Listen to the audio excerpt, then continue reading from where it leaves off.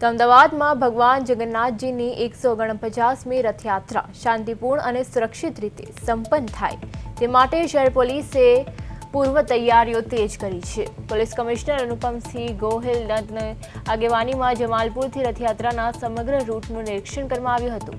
સાથે જ કાયદો વ્યવસ્થા જાળવવાના ભાગરૂપે ગાયકવાડ હવેલી, ખાડિયા, કાલુપુર, શહેર કોટડા, દરિયાપુર અને શાહપુર વિસ્તારમાં વિશાળ ફ્લેગ માર્ચ યોજાઈ હતી।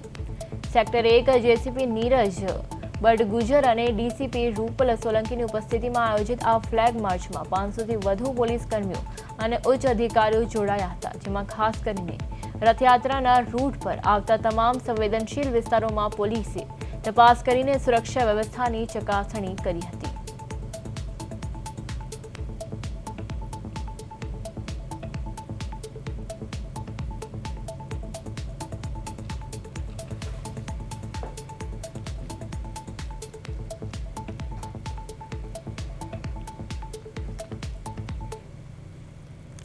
અમદાવાદમાં 149મી રથયાત્રાને લઈને તડામાર તૈયારીઓ શરૂ થઈ ગઈ છે।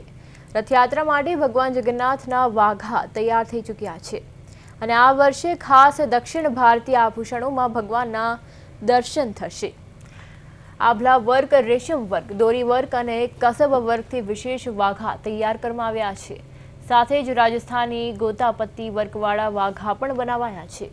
ભગવાનના વાઘા માટેનું કાપડ વૃંદાવન, સુરત અને બનારસથી મંગાવવામાં આવ્યું છે।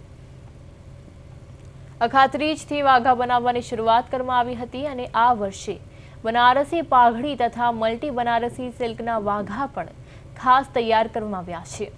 રથયાત્રાના દિવસે ભગવાન ગુલાબી વેલ્વેટમાં રેશમ અને દોરી વર્કના વાઘા ધારણ કરશે, જ્યારે મંગળા આરતી સમયે ભગવાન લાલ રાજશાહી આભૂષણ અને વાઘામાં ભક્તોને દર્શન આપશે।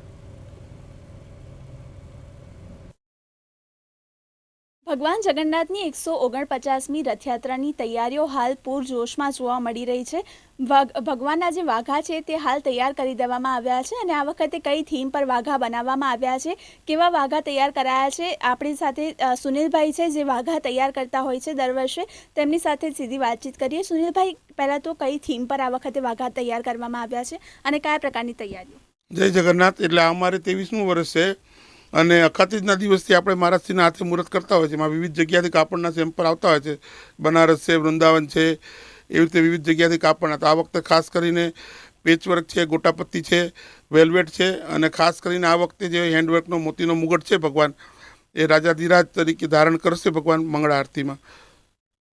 કેટલા સમયથી આ વાઘા બનાવવાની તૈયારીઓ ચાલતી હોય છે અને અત્યારે હાલ કયા કયા વાઘા તૈયાર થઈ ગયા છે? વાઘા આપણે અમાસ માટે જે ભગવાન મામાના ઘરેથી આવશે તો એમાં વેલ્વેટના છે, ખાસ એમાં કરીને મિરર વર્ક કરેલું છે, એમાં મલ્ટી કલરની ડિઝાઇન કે ભગવાન દરેકનું જીવન ખૂબ રંગબેરંગી રાખે એવી ભાવના સાથે આપણે ભગવાન બધાને મનમોહક દર્શન આપે એ પ્રમાણે આપણે નક્કી કરેલ છે।